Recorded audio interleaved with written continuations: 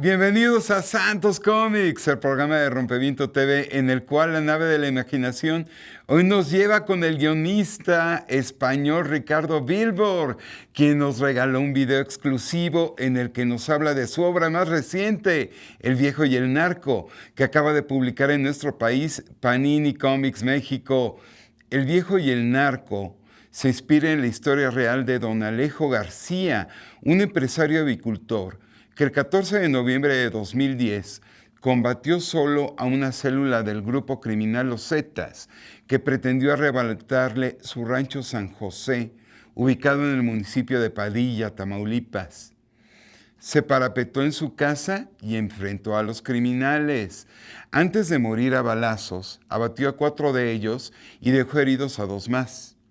El libretista Damián, a quien Ricardo llama uno de los mejores guionistas de cómic de España, que trabaja habitualmente para el mercado franco-belga, indica que la obra es un chinga tu madre a los malos, a los opresores, a los corruptos, a los tiranos del miedo, a los cobardes que crean pobreza e incultura y que viven de ellas. Ricardo Bilbor nació en Valencia, en España, en 1979. Su primer cómic publicado fue la obra colectiva Alentia, editada en 2012 por Norma, editorial, la redundancia. En 2015 publicó Carroñero en la editorial La Cúpula y Chorizos, de Grafito Editorial.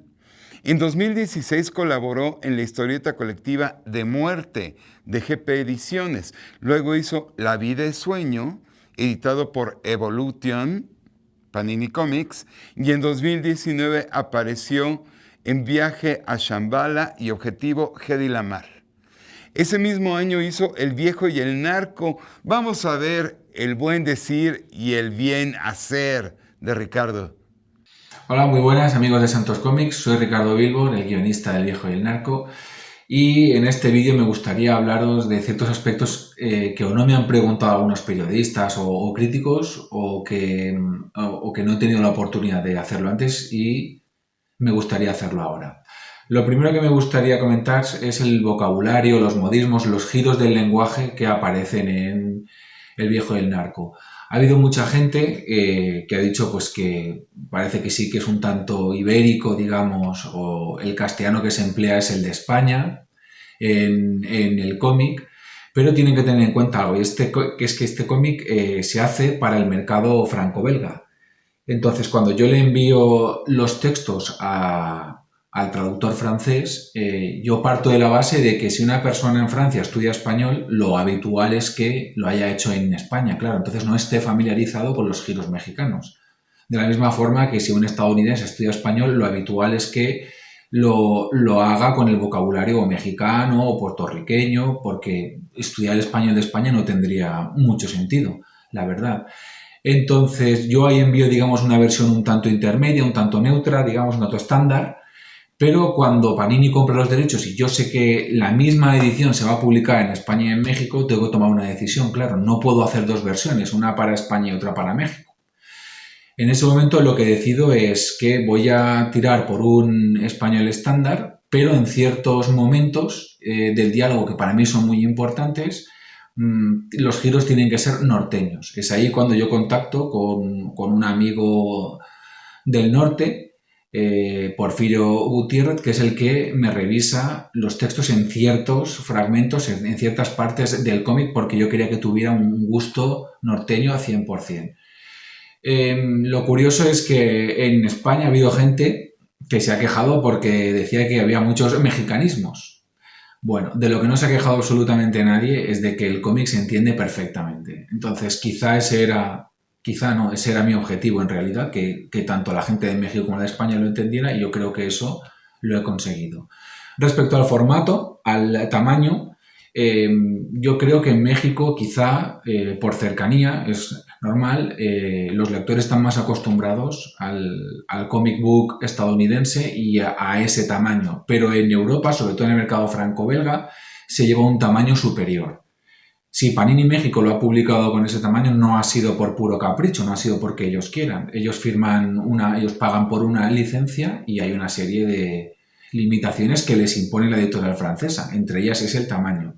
Al mismo tiempo, nosotros creamos este cómic para ese mercado y queríamos que mantuviera el tamaño porque lo hemos dibujado, lo hemos escrito para que tuviera ese tamaño. Si se hubiese reducido a un tamaño inferior, consideramos que hubiese perdido. Aquí tengo, por ejemplo, la edición mexicana, esta es la edición española. Como podéis ver, tiene el mismo tamaño y aquí tengo el tamaño del comic book norteamericano normal. Como veis, si hubiésemos reducido los dibujos a este tamaño, se habría perdido. Del mismo modo, en el comic book norteamericano, lo habitual, en el cómic, digamos, mainstream, en el más conocido, es que hay unas 6 viñetas por página. En el franco-belga, como habéis podido ver, hay más viñetas por página. Lo habitual es que haya 8, 9, 7, a veces hay menos, claro. Depende de lo que estás narrando, porque la narrativa es la que dicta un poco también el número de viñetas por página.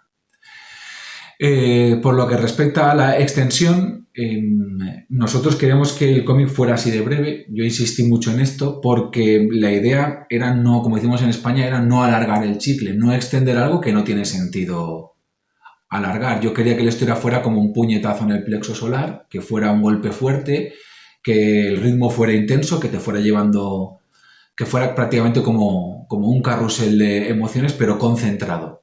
No quería que se extendiera. También por el hecho de que aquí intentamos reproducir varias cosas. Primero, un enfrentamiento físico, y el que los haya tenido sabe que todo eso, luego cuando uno lo recuerda, parece que sucedió a toda velocidad. Yo quería que eso se mantuviera aquí. Y el otro aspecto que yo quería mantener es la sensación de la amenaza. Cuando una persona la amenaza, no tiene la sensación de que el tiempo se detiene, sino de que el tiempo vuela. Y yo creo que eso es lo que le sucedió al verdadero Don Alejo. Luego, por otra parte, respecto a la historia en sí, quizá yo sabía que muchos iban a esperar pues una épica al estilo de Hollywood, quizá que el enfrentamiento durara como 70 u 80 páginas y que Don Alejo fuera una especie de Rambo viejo capaz de exterminar a decenas y decenas de narcotraficantes. Pero en ningún momento era esa nuestra intención. Nosotros no queríamos ensalzar su muerte, sino su vida. Yo a posteriori he podido descubrir que lo que yo intuía cuando busqué información, y encontré muy poca, pero lo que yo intuía sobre el verdadero Don Alejo, y es que él era un hombre de unos valores muy fuertes, un hombre de una gran dignidad, un gran padre de familia, una persona con una vida plena, pues eso en la realidad era así. Entonces en nuestro cómic no aparece, aunque me parece que hay gente que lo ha podido ver, un viejo amargado y solitario, un cliché absoluto, es todo lo contrario, es un señor que lleva una vida feliz y por supuesto tiene en el armario guarda ciertos esqueletos como todo el mundo. Todos en nuestro pasado albergamos cierto dolor, pero es un hombre que en su presente él vive feliz. Lo que sucede es que llegaron unos narcotraficantes y su situación cambia, claro. Al mismo tiempo, yo sí que os invitaría a releer el cómic a los que lo hayáis hecho, quizá con otros ojos, sin quizá esperar lo que estabais esperando. Creo que había gente que quería ver algo y no lo ha encontrado y quizá no le ha gustado el cómic. O que iba esperando ya que no le iba a gustar el cómic porque lo han hecho unos españoles y no le ha gustado, claro, cuando uno es la profecía autocumplida. Pero el cómic yo os puedo asegurar que estuvimos un año solo para dibujarlo. A mí me costó 4 años levantar este proyecto desde que empezó y está lleno de detalles en cada viñeta, en cada una. Nosotros lo hemos cuidado muchísimo, le dedicamos muchísimo tiempo. Y solo os digo un pequeño detalle para los que lo queráis releer. Si el jefe de los narcotraficantes se le llama Cowboy, es por algo. Y entonces solo os quiero hacer pensar una cosa. ¿A dónde va el perico?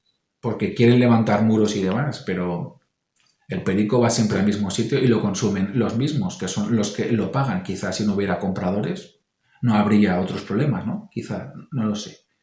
Y por último, me preguntaba Martín por la situación del cómic en España. Bueno, os voy a dar mi opinión, esto es muy subjetivo, es muy personal, no tiene por qué reflejar la realidad en absoluto, pero desde mi punto de vista, yo lo que veo en la industria y en los creadores es que creativamente vivimos un momento inmejorable, puede, si no el mejor de los mejores momentos que haya habido. Hay profesionales españoles trabajando prácticamente en todos los mercados, en Estados Unidos hay muchísimos, en el mercado franco-belga, ya incluso se han publicado, autores han llegado a publicar mangas en Japón incluso. Tenemos una gran cantidad de dibujantes y de escritores con muchísimo talento, coloristas, rotulistas. La verdad es que tenemos prácticamente de todo. En España la situación está mejorando. Yo veo el vaso medio lleno, no medio vacío. Cada vez tenemos más lectores e incluso algunos autores como Paco Roca, Miguel Ancho Prado, David Rubín, yo creo que han superado, digamos, esa barrera del cómic que es solo para nerds, que es solo para frikis, y han llegado al público general, y a lo mejor pues Paco Roca es capaz de vender 50.000, 60.000 cómics de una 60.000 copias de una de sus obras, cosa que eso hace años era impensable. Todavía nos siguen faltando lectores, estamos peleando todos, editores y sobre todo artistas, para que esto cambie, y poco a poco yo creo que vamos logrando un mayor público. Aún así, las tiradas en España son cortas. La tirada media diríamos que está entre los 1.000 y los 2.000. Vender 2.000 ejemplares en España se considera una buena venta, no extraordinario, pero una buena venta en la cual ya no se ha perdido dinero y se ha ganado algo. Pero como podéis ver, todavía estamos muy lejos de otros mercados como el franco-belga o el norteamericano, por supuesto. Y nada, hasta aquí era lo que os quería decir. Un saludo, un abrazo a todo el mundo, especialmente a Martín. Y nada, muchas gracias a los que lo habéis comprado, y los que no, pues bueno, espero que os acerquéis, que lo compréis y que lo disfrutéis. Hasta luego. Amigos, El Viejo y el Narco es una obra imprescindible y se puede adquirir en el sitio electrónico oficial de Panini Comics México, así como en comiquerías y en establecimientos de esos que combinan cafetería y tienda de libros. Gracias a Ricardo por compartirnos tan generosamente sus dichos, y sobre todo gracias a ustedes por acompañarnos en esta emisión en la cual Saidi Ramos fue capitán en la nave de la imaginación, en la que Santiago Flores se encargó del cuarto de máquinas. Y sigan con nosotros en Rompeviento TV.